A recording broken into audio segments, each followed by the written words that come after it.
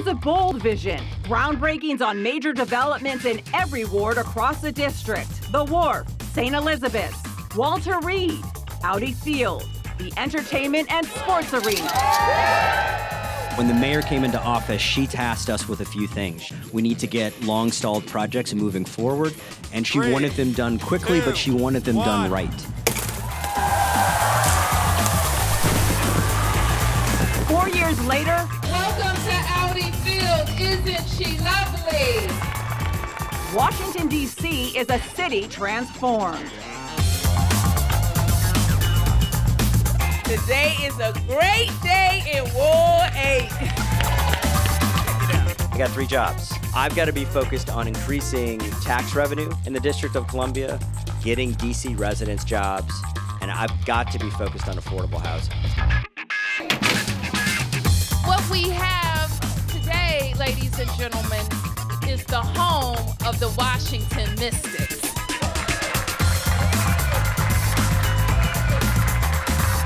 Unprecedented growth, job creation, and tax revenue, balanced with a renewed commitment to the residents who have called D.C. home for generations. This city has received one of the foremost prizes for affordable housing strategy overall in the entire nation. You all don't understand, and for some of you all around here, how historic this is. Welcome to the Baldwin, everyone. With nearly $1 billion every year going to support housing projects, the district is leading the nation in ensuring that growth benefits all Washingtonians and that everybody has a fair shot. We put Ward 7 and 8 businesses to work. And what's wrong with that?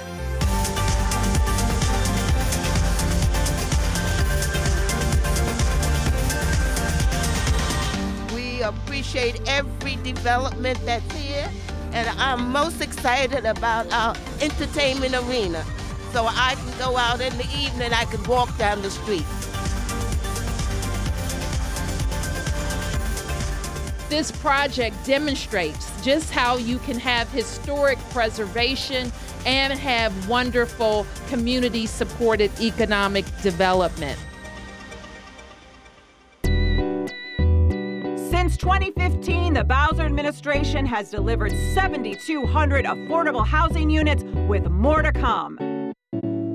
I'm proud to be one of the first residents here at Plaza West and a part of a newly developed grand family community. By creating an environment that works for both businesses and residents, D.C. is on the way to becoming the global model for prosperity and resilience, showcasing how diversity and innovation can drive equitable economic growth.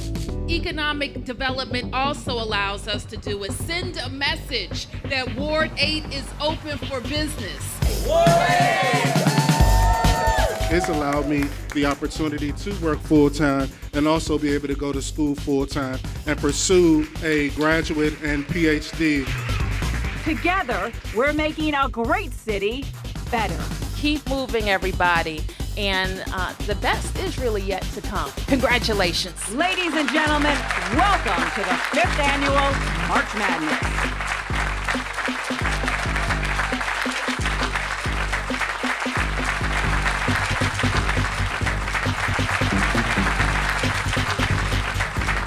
How's everybody doing? It is a beautiful facility, isn't it? Well, thank you all very much for joining us. My name is Brian Kenner. I am the Deputy Mayor for Planning and Economic Development in Washington, D.C. And welcome to March Madness. This is actually our 5th annual March Madness. And for us, March Madness means more than just basketball. Similar to this facility, March Madness to us means an opportunity to connect many of the small businesses, many of the development entities, contractors, with the great opportunities that we think we have in Washington, D.C. This is also an opportunity, frankly, for you all to meet with each other, to think about teaming and partnering obviously to learn a little bit from our other agencies, which are ringed around this space, about other ways that the District of Columbia in particular can help you be more successful. As I said before, this is about more than just basketball, but since we're in March, we might as well talk a little bit of basketball. So everybody's bracket is perfect, right? Everybody picked all the... Nobody did that? Okay, ready? On the count of three, I want everybody to say who they thought was going to win the tournament. Everybody got that, right? Remember what your bracket was. On the count of three, everybody's going to say it.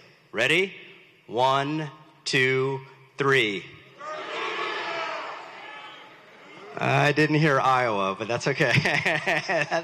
It is always an opportunity, I think, for us in March to really think about how we can continue to stay competitive, how we can continue to provide opportunities. But many of these ways that we do that obviously require lots of people in the District of Columbia and in D.C. government to be able to make that happen. So I want to give a few thank yous to start out with. First, a big thank you to the people in the Deputy Mayor's office, particularly Kate Hardig and Shonda Washington, for helping put this event on. It is not easy to put these kinds of events on, so I really want to thank them for all of their work. They deserve a round of applause for that. I want to thank Angie Gates and the Office of Cable Television, Film, Music, and Entertainment for that great video. Thank you, Angie, who's sitting over there. Thank you to Events DC, which has helped us sort of get in this facility and hosting us today in the entertainment and sports arena, as well as many of the other agencies that will be talking later on. And that's the Department of Housing and Community Development, the Department of Parks and Recs, DC Housing Finance Agency, the Office of Planning, the Department of Small and Local Business Development, and the Department of General Services. But then obviously a special thank you to our mayor, who has made the first March Madness 5 years ago possible and continues to push us to think about ways that we can provide opportunities to residents in the District of Columbia. I think this video showed a little bit. Since 2015, we've done a few things.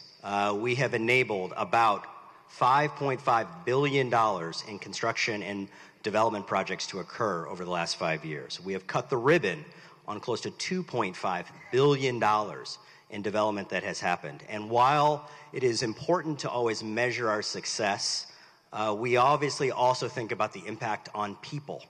Our unemployment rate in the District of Columbia has come down over the last 5 years. Most significantly, that unemployment rate decrease has happened for residents in Ward 7 and Ward 8.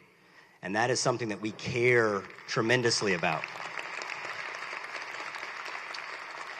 2 years ago at March Madness, we talked for the first time about a new program called the Neighborhood Prosperity Fund, NPF, which was really an opportunity for us to target some of the smaller mixed-use developments in the District of Columbia, but those ones that were located in census tracts that had greater than 10% unemployment. So thinking a little bit more about those underserved communities in particular. We are happy to be able to announce today that we're going to be announcing our third round of Neighborhood Prosperity Fund grants. We're going to have about $3 million available. And so that just continues, I think, with our theme about thinking about ways that we can create opportunities here in the District of Columbia.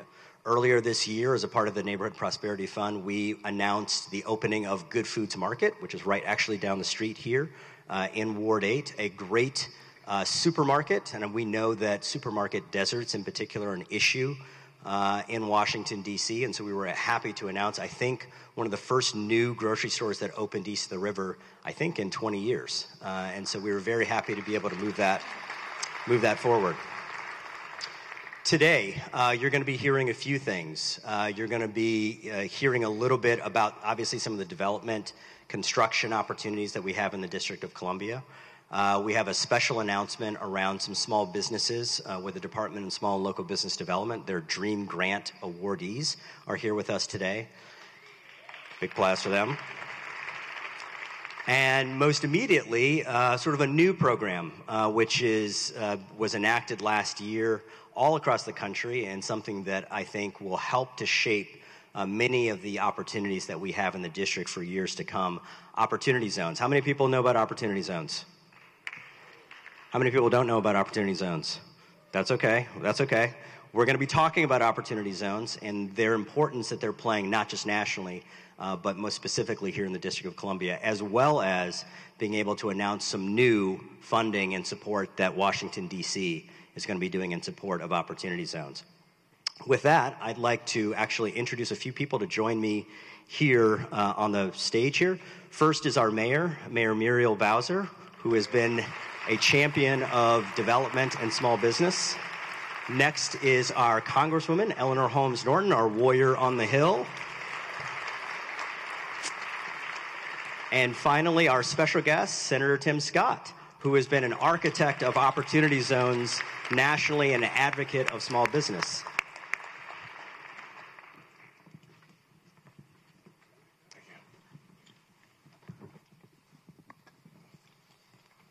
Great. Well, we wanted to really have an opportunity to just, in rapid fire, talk to our panelists a little bit about opportunity zones and their importance that they play.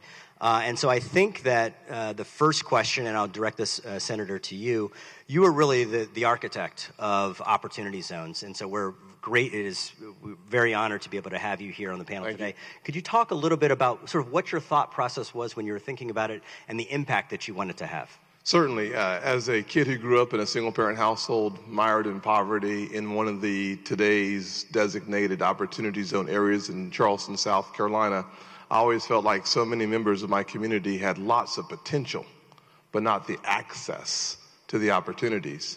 So when I had an opportunity to work on this legislation, I wanted to make sure that the folks who had high potential, but they had little access to opportunities, would have more opportunities by bringing the opportunities to them, as opposed to saying, you go to the opportunities. Let's figure out an incentive program that would attract more capital, more resources into the communities where the potential is high, but the access is limited. And that helped me create the foundation of the opportunity zone legislation. And hopefully what we'll see over the next several years is a lot of smart people getting more opportunities around D.C. and the country. As a matter of fact, my former press assistant was raised in Ward 7, went to elementary school in Ward 8, she said, and then she came to work for us and provided so much talent, so many perspective, and then she found herself getting a better job in New York City and leaving us. But hopefully she'll come back at another time. And hopefully back to D.C., too. Congresswoman Norton, our warrior on the Hill, I know that you were really a leader and a champion in making sure that this program, which was originally designated for states, was also applicable here in the District of Columbia. Can you talk to us a little bit about what you thought the impact would be in D.C.? Well, I want to say how very pleased I am to be with my good friend who once was a member of the House of Representatives. I don't know why he left us. But he didn't really. I got demoted, actually, to the U.S. Senate, so you understand. I want you to know that Senator Tim Scott did not really leave us. And I do think this is an important opportunity for you to know how Democrats and Republicans, yes, this man is a Republican, work together, because you hear of so much polarization in our country, you may not know how often it occurs. Now, for the district, it is really important to have friends like Tim Scott who just look for the merits and decide, why not be for it? When the district, this was before the mayor became mayor, was in very tough times, I was able to get empowerment zones through. This is opportunity zones. Now, an empowerment zone for the district was necessary at that time. It had tax incentives and all the rest. It was plump. And it helped to revive the District of Columbia when it was on its knees. Along comes something called opportunity zones. It originates in the Senate. Now, let me be clear. It was part of the 2017 tax cut bill. Yes, ma'am. And you've got to understand, again, how bipartisanship worked. Well, it was against the Trump tax cut bill. But in that bill was lots to be for. And one thing to be for is what Tim Scott got into the bill, and that was opportunity zones. Now, what he did was to say states which meet certain criteria are eligible to receive these tax incentives, which will enable businesses to want to go there when perhaps they didn't want to go there before, but now they have an extra incentive to go there. I got in touch with the senator and say, by states, even though we are going to become the 51st state of the United States of America. Right. Tim, you didn't really mean to exclude the District of Columbia, did you? And he assured me that though you're not a state, Eleanor, we certainly did not mean to exclude the District of Columbia. And this was so important because in the Empowerment Zone bill, the district has neighborhoods in almost every ward, I think in every ward except 2 and 3, which in fact qualify for the Empowerment Zone bill. So here is, I want you to take this picture. Here is an example of how bipartisanship works in the Congress of the United States, in the House and the Senate. Thank you very much, Tim. Very good. You saw it right here, folks. You saw it right here. Mayor, I know one of the things that you did was you challenged us once this Opportunity Zone legislation was put out. You challenged us to go through a community process to look at how Opportunity Zones could best benefit the District of Columbia. I know I read a recent article, just happened to come out yesterday, that said that Washington, D.C. was the best Opportunity Zone investment area on the entire East Coast. That deserves some applause again, by the way. Third best in the country. And so I wonder if you could talk to us a little bit about how you think about Opportunity Zones and how you think that they're constructed to sort of help small businesses, D.C. residents. Well, thank you, Brian, and I want to thank the Congresswoman and the Senator for being with us today at our beautiful entertainment and sports arena. I want to give a big shout out to Brian and your team, the Events DC team, all the contractors and workers who put this building up. You will appreciate this, Congresswoman, because what I learned early on is if I wanted to get something done, built from idea to opening day, if we started in the first year of the term, we could deliver it in 4 years. And that's exactly what this team was able to do for the entertainment and sports arena. It also taught us a very important lesson, that sometimes with tough projects, in emerging areas, opportunity areas, we have to be first in.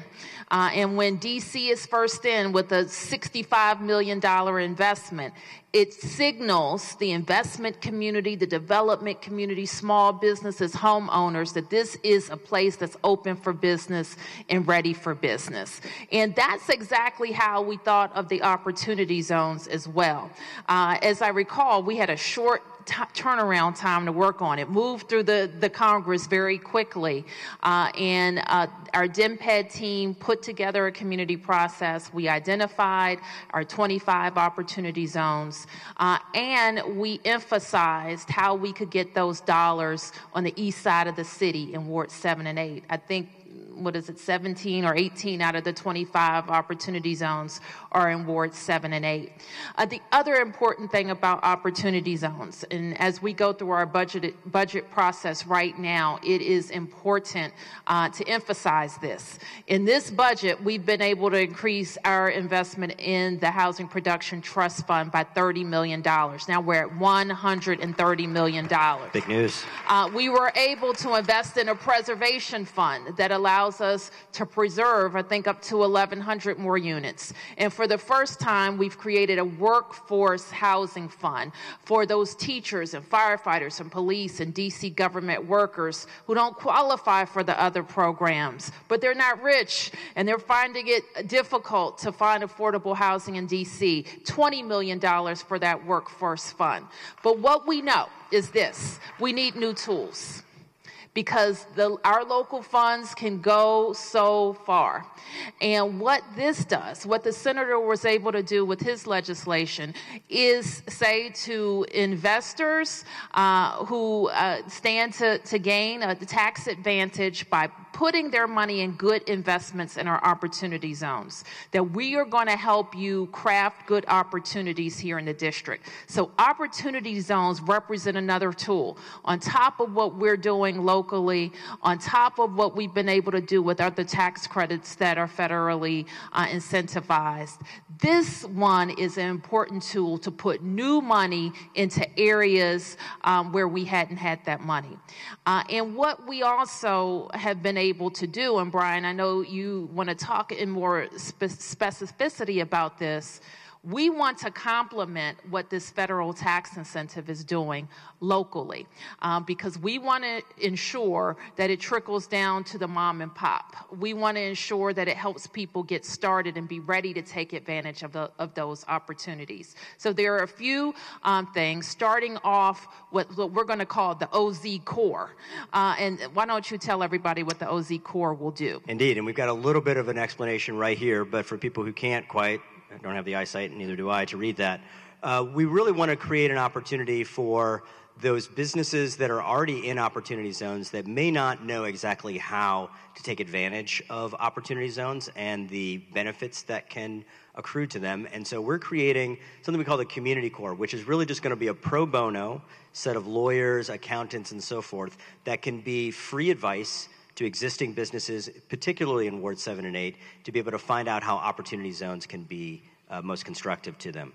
We also want to create, and some of the other states around the country are doing this, an online marketplace. We want to provide an easy way for people, whether you have a project that you think might benefit from opportunity zone funding, or if you have a fund itself and you're trying to find really great projects in the District of Columbia, this online marketplace will be a place where you can easily see everything that's happening, as well as see the additional resources that Washington, D.C. will make available in opportunity zones. And then our final announcement today is that we want to have $24 million available on top of the existing benefit that we get from the federal opportunity zones. Washington, D.C. is going to be devoting $24 million to be supportive around affordable housing, small business, and D.C. resident jobs. That is our big focus that we want to make sure happens in the District of Columbia. Please, Senator. Just if you don't mind me putting a little meat on the bones on what, for those folks who did not raise their hands on what an opportunity zone is.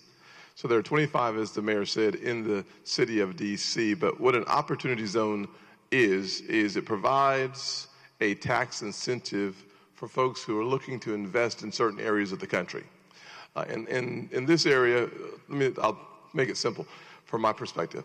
If you have a capital gains tax burden, so you owe the government capital gains tax dollars, instead of paying the government, you can defer that capital gains tax payment for up to 7 years if you will make a long-term investment into one of these zones. The legislation is designed not for you to run and gun, get it and leave, but to make a long-term investment in one of the zones. If you do that for 7 years, you reduce your original capital gains tax by 15%. The second benefit is that reduction of the capital gains tax. The third benefit is once you're in a project, if you will keep it there for a decade, you will have no actual capital gains tax on the new part of that investment. Does that make sense? Yep. That's the synopsis, a short version of the opportunity zone legislation. But what the mayor has done is incredibly powerful. And one of the reasons why perhaps it is the brightest spot on the East Coast, maybe save South Carolina. She has, brother's got to tell the truth on my side, right? I got to go home, right? So what she has done is incredibly powerful. She has harmonized the city's priorities and resources to help take advantage of the federal legislation, which is brilliant. Brilliant that folks here get to take advantage of the visionary leadership of your mayor as it relates to this project and bringing more resources into her city and your city to make sure that all folks have a chance to experience the benefits of the additional capital, and through your zoning and other means, you control how that happens. So that's just brilliant. Thank you, Senator. Thank you very much. I think we've just got time for maybe one more question. I'm actually going to just aim it right at the Senator. Senator, I know that you are a former small business owner and entrepreneur. Can you talk a little bit about how you see, or maybe even across the country, how you've seen small businesses and opportunity zones sort of benefit from each other? Yes, sir, certainly. So one of the things I owned 2 or 3 all-state insurance agencies. I started a real estate company, had a janitorial cleaning company. Said differently, I couldn't keep a job. So brother had to keep moving, right? So I thought it was funnier than you're laughing, but that's okay. That's okay. I'll get back to y'all. The Southern humor takes a little time to get here. But so when as a small business owner, I would always hire folks from my neighborhoods where I grew up, because I just felt like it was people that I knew I had a lot of confidence in, and I could train them because they were good folks. And so every time I opened a new business, I'd have a new manager come in there, and then they would either buy mine or start their own somewhere else. So when I finally sold my business in 2011 to come to Congress, that capital gains tax burden that I had, I could have helped another person start an all-state insurance business or a real estate company or buy a building. And by doing so, I'm creating a life cycle for my capital to keep moving forward. So one of the beauties as a small business owner is if I was moving into an opportunity zone in D.C., if I start that business from scratch, which means that it has no net worth whatsoever, and I kept that business there for 7 years or for 10 years, let's say for 10 years, then when I sold my business in 10 years and it went from 0 employees with no value to 100 employees worth $3 or $4 million with a tax burden of, let's say if it's $5 million, your tax burden's going to be close to $1 million, a little bit over $1 million. Capital gains tax. That would be 0 under that scenario, as opposed to $1 million. Absolutely amazing. Absolutely amazing. I think a round of applause for our panelists here. The Senator mentioned small businesses and the importance of them, and I wanted to take this opportunity while we have the panelists really quickly. We have the Department of Small and Local Business Development, who's been really doing a great program called the Dream Grants, which is an opportunity to really target new and existing businesses owned and operated by residents in Ward 7 and Ward 8. And I see our director, who I know is a little ill, but thank you very much, Christy Whitfield, for all of the work that you do at the Department of Small and Local Business Development. These grants are about $10,000 apiece, and they enable those businesses to continue to grow, thrive, and expand. Over the last 2 years, DSLBD has given about $300,000 worth of grants, and we have many of those grantees here with us, and so I just thought I'd take the opportunity to maybe invite the grantees quickly up onto the stage, and we'll take just a quick photo op with our great panelists, and we'll continue with the show.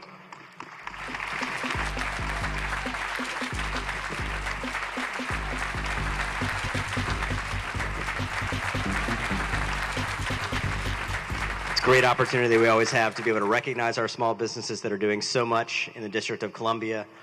As we transition to the next part of our program, which is why I know many of you all are here, which is to talk about the opportunities that we have here in the District of Columbia.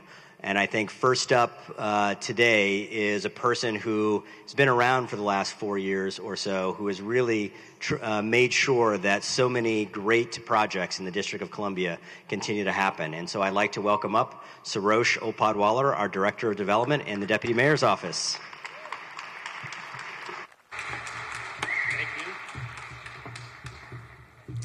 Thank you, Deputy Mayor. Hello, everyone. Thank you for being with us here today. I echo our Deputy Mayor's enthusiasm about the progress that we have made and everything that we have been able to deliver for the residents of the district.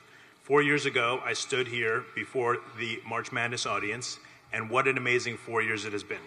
Since 2015, DMPED has provided over 3 million square feet of RFP opportunities, closed on an incredible 9 million square feet of projects, and cut the ribbon on over 7 million square feet, including the mega 2 million square foot wharf phase 1. But our goal is not just volume. It is to provide meaningful value to the residents of the district. Our projects completed or under construction will provide over 2,000 units of affordable housing, the majority of which will serve families earning between 0 and 50% of the area median income. These projects will also produce over 12,000 construction jobs and almost $3 billion in tax revenue over 30 years. This level of success is only possible when we work together. I am grateful for Mayor Bowser and Deputy Mayor Kenner's leadership, my team's dedication, the community's continued engagement and support, and of course to all of you, the industry, for your partnerships that make these projects a reality. Thank you. But there is more to be done. This year, we continue our focus on expanding inclusive prosperity, creating new pathways to the middle class, and providing much-needed affordable housing across the district. First up, we have Old Engine Company 22. As part of the Walter Reed project, DMPED built the new Engine Company 22 firehouse across from the campus. This site is located in Ward 4 at 5760 Georgia Avenue Northwest. The former firehouse dates from 1897, and this part of the property is historic with local and national designations.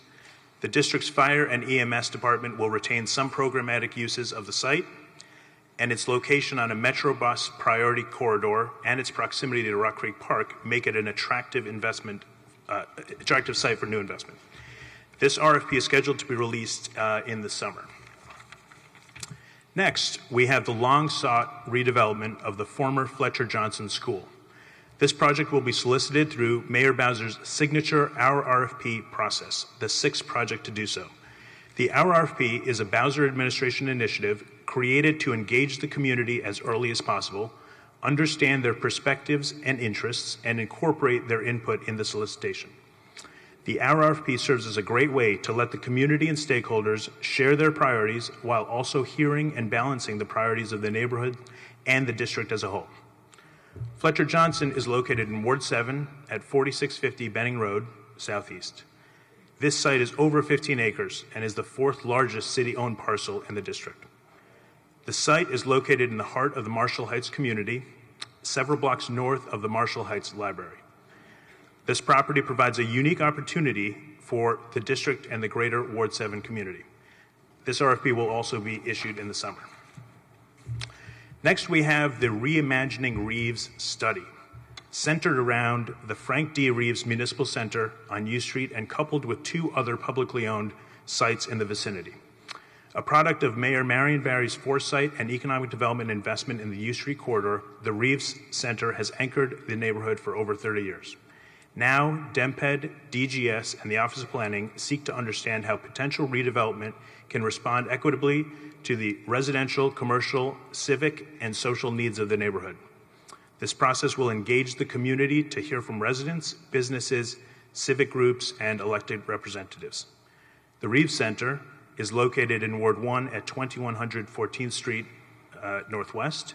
The site is 2.2 acres, and currently this 8-story building houses more than 1,000 district employees with ground floor retail and amenities. The study will also include two other publicly owned properties to ensure a holistic and context-appropriate plan. MPD's 3rd District and FEMS's Engine 9 and Truck 9 at 16th and U Street, and DPR's former warehouse at 1325S. The RFP for the study will be released in the fall with an expectation that it will result in the solicitation of at least one of the subject properties in 2020. On the other end of the U Street Opportunity Corridor, the DC Housing Finance Agency will be issuing a market and feasibility study for their headquarters property at 815 Florida Avenue Northwest. This 30,000 square foot property includes strong frontage on the corner of 9th, U, and Florida. The study will help DCHFA determine how best to initiate a redevelopment or disposition of the property. And finally, in keeping with the mayor's commitment to move long-stalled projects forward, DMPED's next mega project is Poplar Point. Poplar Point is one of the last and largest great urban waterfront opportunities on the East Coast. Big projects don't get much bigger than this. Aligned with Mayor Bowser's focus on inclusive prosperity east of the river, the Poplar Point plan will engage the community to incorporate culture, history, environmental restoration, and resilience into an equitable development blueprint that respects the interests of longtime residents while balancing the needs of a growing city. This process will result in entitlements so that future developments are by right. This process is similar to those successfully implemented on Hill East, St. Elizabeth's, and Walter Reed, which were also all federal land transfers. Poplar Point is located in Ward 8 at 1900 Anacostia Drive Southeast. The site is 110 acres. 70 acres must be set aside as parks and open space according to the federal land transfer legislation. The Poplar Point plan is integral to achieve the Anacostia Waterfront Initiative's grand vision of Washington, D.C. as a waterfront city. The RFP will be released this fall. For more information on these projects, please visit our website, dmped.dc.gov. We look forward to continuing to work with all of you, the community, and our agency partners on development in Washington, D.C.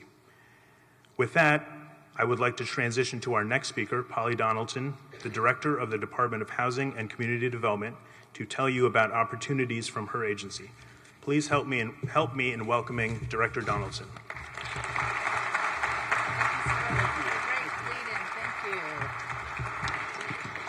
Well, good afternoon. I'm Polly Donaldson. I'm Director of the Department of Housing and Community Development, or DHCD, and it is great to be here at DMPED's March Madness event for the 5th straight year. So, unlike Charles Barkley's golf swing, I got to tell you, this event has gotten better and better every year, hasn't it? I mean, have you, okay, never mind. All right, you get it. All right, there you go. Team DHCD, which is here in force tonight, thank you, Team DHCD, plays a crucial role in executing Mayor Bowser's game plan of producing and preserving affordable housing, spurring economic development, and revitalizing underserved communities in the District of Columbia. That's how we give district residents every opportunity to rise. And just like the Washington Mystics, on whose home court we are in right as we speak, we've had a winning record over the past year, including successfully managing the mayor's unprecedented investment of $100 million each year in the Housing Production Trust Fund. Yes. For 3 straight years, we've beaten our own records, to include committing a historic $168 million in FY18. That's historic, folks. More money out the door than ever. And we are ready to do more. Mayor Bowser's latest budget increases the commitment to the trust fund by 30%, bringing it to $130 million. With your support and with the council's support, we'll be able to continue making the investments needed to keep our city affordable for all.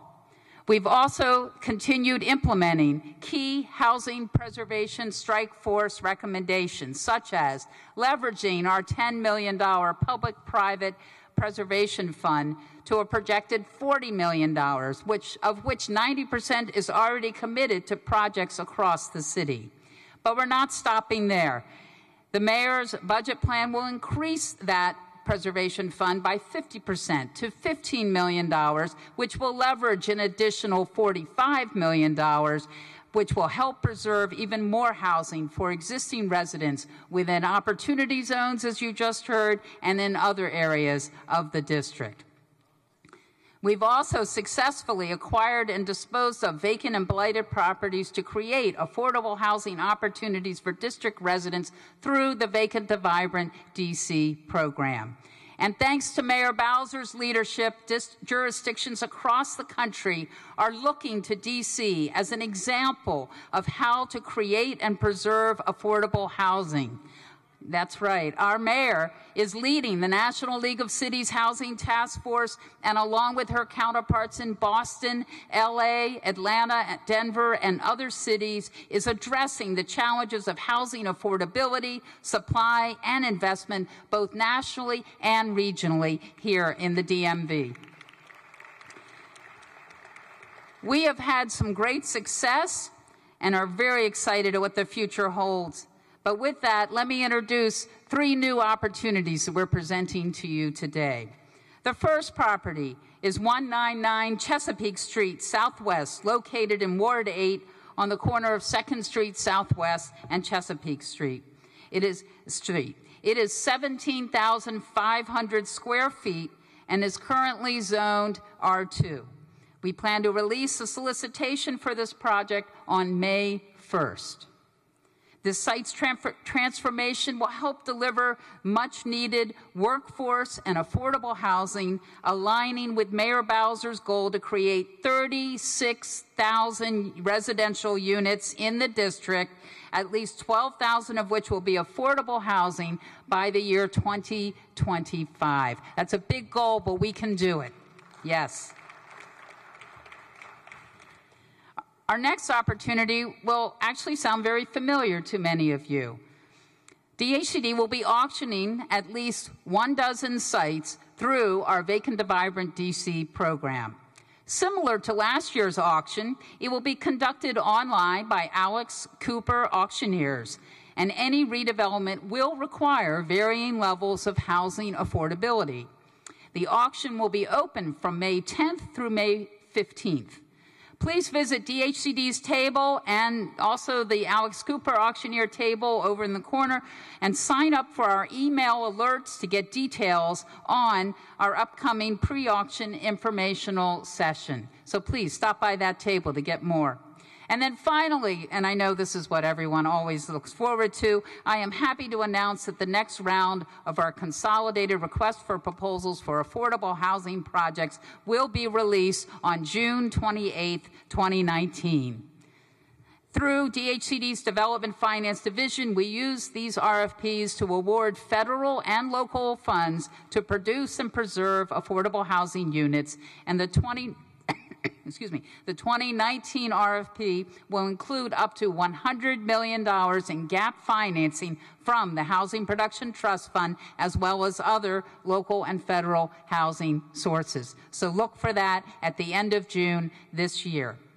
Now, many of you, those who know me, know that I'm a firm believer that, as my favorite sports writer Tom Boswell says, time begins on opening day. And while that's Thursday for the Nats, for Mayor Bowser, she is making it very clear that that time is now for more affordable housing. I'm excited to work with you all to make that happen. And now I'd like to introduce Delano Hunter, Director of the Department of Parks and Recreation. Thank you all very much.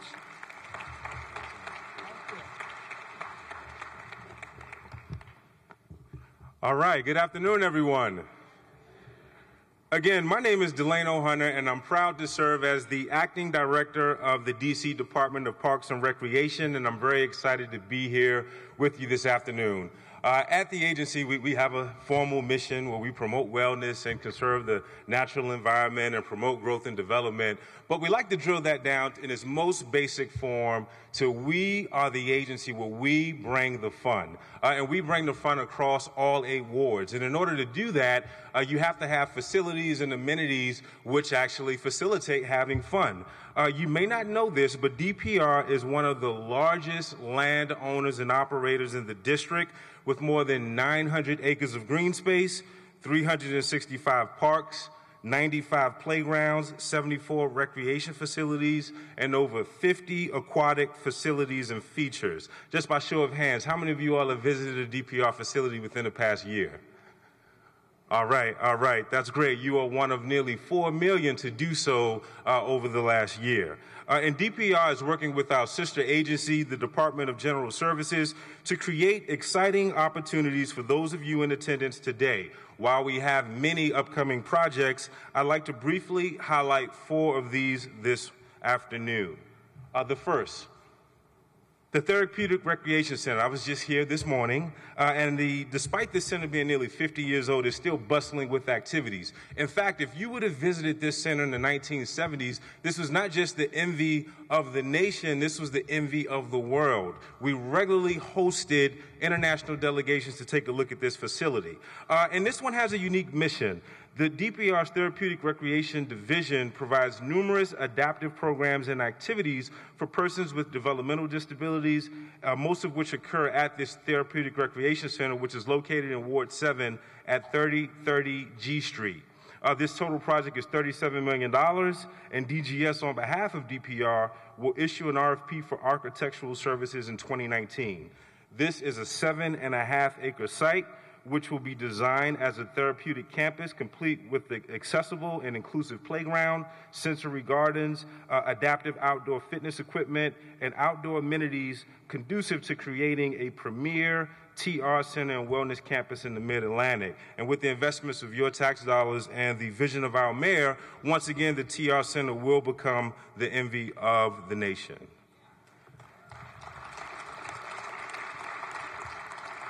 Next, I'd like to highlight the Congress Heights Recreation Center, which is located about a half a mile from here at 611 Alabama Avenue Southeast. And what's unique about this center, you'll notice this. If you notice the existing architecture, you can barely kind of see it. It's right there in the corner, adjacent to the tennis courts and the playground. This is that 1940s field house model, which still dots our portfolio across the city. But this project in particular is $19.75 million.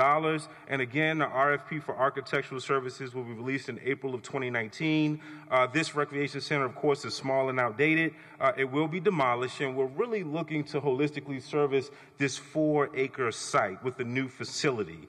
We want to incorporate park improvements, including a new playground, sports courts, athletic fields, and lighting and security upgrades. Next, I'd like to talk about the Anacostia Recreation Center. And what's unique about this will absolutely be the first new construction recreation center that we have constructed in nearly 30 years. And it's right here in Ward 8. Let's give a hand for that. The new Anacostia Recreation Center will be located adjacent to Ketchum Elementary School at 1919 15th Street Southeast. And this project is budgeted for $15 million. And again, an RFP for architectural services will be issued in May of 2019. And this project will include the design and construction of a new recreation center adjacent to the elementary school. And we envision a sustainable facility that houses a new gymnasium, a locker room, a fitness room, a culinary kitchen, and other flexible spaces for multi-generational users. And last but not least, I'd like to discuss a project that's near and dear to my heart. Of course, we don't play favorites, but probably outside of my house, I spent the most time at this complex here at Fort Lincoln Thurgood Marshall, which is my home recreation center and elementary and junior high school. So there, okay, any Fort Lincoln alum? All right. The Theodore Hagen Cultural Center, the Thurgood Marshall Elementary School, and Fort Lincoln Park. This is a 17-acre actual space. The Cultural Center, the vacant Thurgood Marshall Elementary School, and Fort Lincoln Park are located, of course, in a parcel in Ward 5. This has a projected budget for $41 million and will issue an RFP for architectural services in April of 2019. This project includes park improvements, a park modernization of the existing Theodore Hagen's facility into a pool house with upgrades to the existing lap pool. This project will also include the demolition of the Thurgood Marshall Elementary School, which has been vacant since 2013. And once demolished, DPR will construct a new multi-use recreation center that will include multi-generational community recreational spaces, as well as an early childhood education center. The Early Childhood Education Center will serve growing birth to 4 populations that is projected in this area, and I have 2 of them myself. In closing remarks, I'd like to thank you for your attendance and your interest in improving the District of Columbia. As we continue, please help me to welcome the Director of the Department of General Services, and that's Keith Anderson.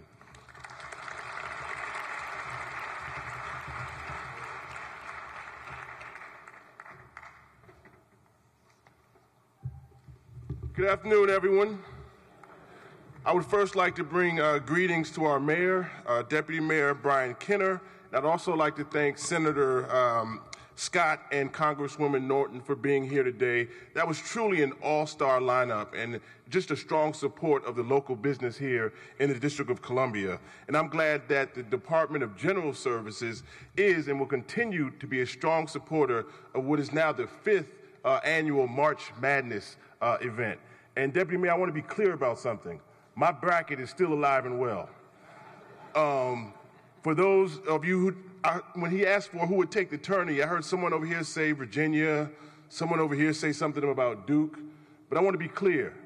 The University of North Carolina Tar Heels will take it all. You heard it here first. And if you don't believe me, when you leave the building, just look up in the sky and see that Carolina blue. Again, my name is Keith Anderson, the Director of the Department of General Services, where we manage 841 buildings on behalf of the District of Columbia, which equates to 191 million square feet. And as I speak right now, we have 250 active construction projects totaling approximately $3.2 billion. And we could not do it without you. I'm here to tell you today that DGS is on the move, and the projects that I'm going to present to you today are transformative, they're exciting, they're innovative, and most importantly, they help the mayor's vision of pathways to the middle class. So, up first, I want to present to you the Thaddeus Stevens Elementary School. Built in 1868, the Thaddeus Stevens Elementary School, located at 1050 21st Street in Northwest, is the oldest surviving elementary school in the District of Columbia. This building is up for a major modernization, taking it from its past to its future. DGS is partnering with Ackridge Development on this project. They will perform the partial demolition and abatement work in Phase 1. DGS will solicit for a general contractor to tackle Phase 2 of the interior construction work that will be delivered in 2020. This is a special project for DGS and DC. A little known DC history. There are three of DC's finest that went to this elementary school. The first is Dr. Charles Drew, Colbert King, yes, please give him a hand. Colbert King of the Washington Post, and the singer Roberta Flack. So this is a very important project for us. Up next, we have the Franklin Square Park. Taking up nearly 5 acres of green space in D.C., Franklin Square Park, located between 13th and 14th Streets to the east and west, and between I and K to the south and north, this is downtown D.C.'s largest park. It is up for an $11.9 million renovation to transform it into an active, flexible, and sustainable historic urban park.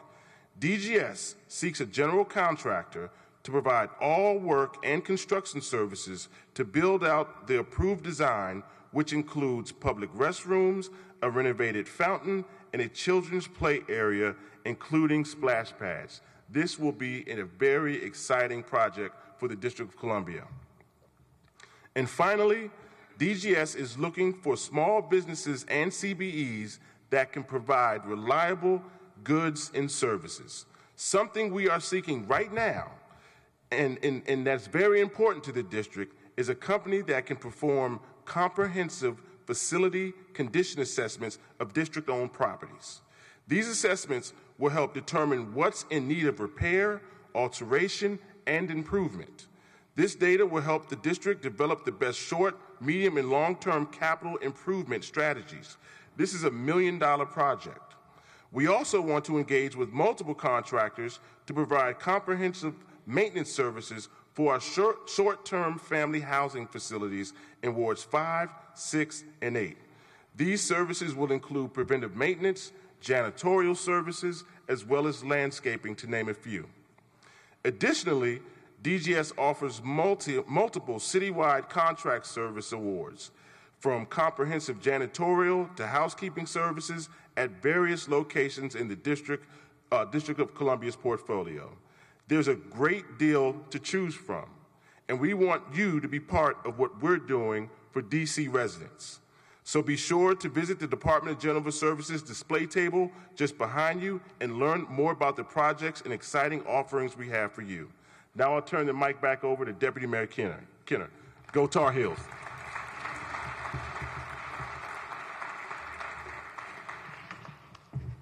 How's everybody doing? Still with me? Still with me? Good. I would say something about Zion and the Tar Heels, but I'm going to be quiet on that one for a second here. But glad that you all have stayed with us throughout this program. We're coming to the end of it. I think you heard lots of really great information. We're going to be posting all of the slides that you saw here today on our website. They'll be there either late today or first thing tomorrow morning. So you'll have lots of time to be able to access that information. Another thing, we're going to continue, people can continue to network here in this facility, even though we're going to have to leave here in about 15 or 20 minutes. But if people saw the announcement a few weeks ago of the new Busboys and Poets that opened here in Ward 8, right down the street, we'd like to invite all of you all to Busboys and Poets right after this. We're going to be doing a little bit of additional networking. I'll be there. The mayor may be there. So we encourage everybody to come on down to Busboys and Poets and see the new Busboys and Poets and also continue to network with us. And then finally, I just want to make one other announcement here while I have you all. We're sitting not only in the entertainment and sports arena, which was opened in the fall of last year, but we're sitting on the St. Elizabeth's East campus. We're sitting on a campus that is under an active redevelopment right this second. I actually see one of our first phase developers, Red Brick, here with us, so thank you all very much. We have apartments that are under construction across the street. We just awarded our first parcel, which is the parking lot over here, so soon you're going to be seeing restaurants and retail and office and hotel springing up right here in Congress Heights. We recently had a departure in my office, our executive director of our St. Elizabeth's East project, Ed Fisher, who was doing great things, I hear the former council member from Ward 7 who worked for her. Ed has gone on to great things, and so we appreciate the time that he had there. We've been on the look for a new executive director, and so I'm happy to announce today that we've found our new executive director. The new executive director for the St. Elizabeth's East project is going to be Latrina Owens. Some people know her from Department of Housing and Community Development. Stand up, Latrina. Latrina has been in DMPED before, DHCD, UDC, and so we're very happy that she is going to be taking the helm of the St. Elizabeth's East project and continuing the momentum that we have had. With that, we are finished here for today, so encourage everybody to continue to talk here or join us down at Busboys and Poets a little bit later. Thank you very much.